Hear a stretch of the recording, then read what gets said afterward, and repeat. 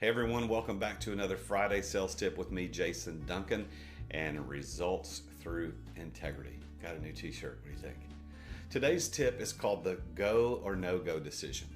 And a lot of times salespeople get to the end of their sales pitch and their presentation and they simply don't ask for the business. And this is a fatal mistake because given the opportunity to make a decision or not make a decision, the easiest thing for all of us to do is not make a decision.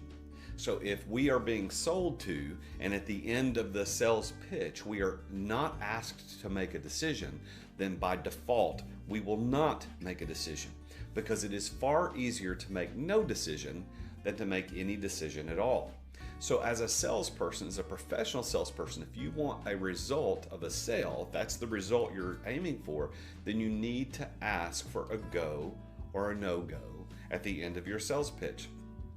Now notice that the go or a no-go sales decision or a request for decision at the end of the sales pitch isn't about asking for the sale at all. It's about asking, do we go or do we not go? And what does that mean, to go or not go? Well, it could mean many different things. The way I would recommend as a sales trainer would say that you need to tell your prospect something like this. Mr. Prospect, today we're going to go over all of the information that I want to share with you about the service that we're going to provide you.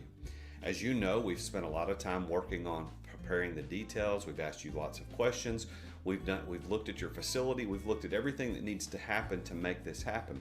Now, at the end of what I'm going to share you today, what I would like to get to is a simple go or no go.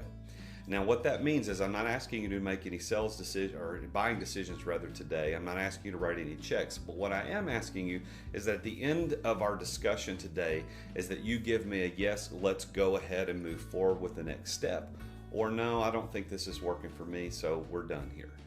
Either one is fine, but we need to get to a go or no to go, a go or no go decision.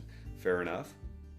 And what that does is that allows the prospect, first of all, to understand I'm setting a proper expectation at the end of our time together that I'm going to ask him or her to make a decision of some sort, whether we move to the next step or we don't.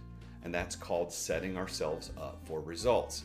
Because if I don't get to the go or no-go decision, I'm probably going to get no decision, which is the easiest thing for that prospect to do.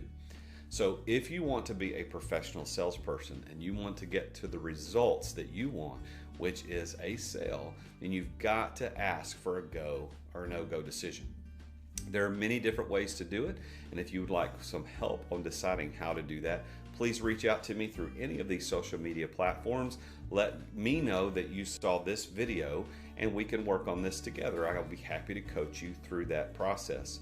Follow me on any of these social media platforms, and I would be so honored if you would please subscribe to my YouTube channel. Until next week, this has been your Friday Sales Tip with me, Jason Duncan, and Results Through Integrity.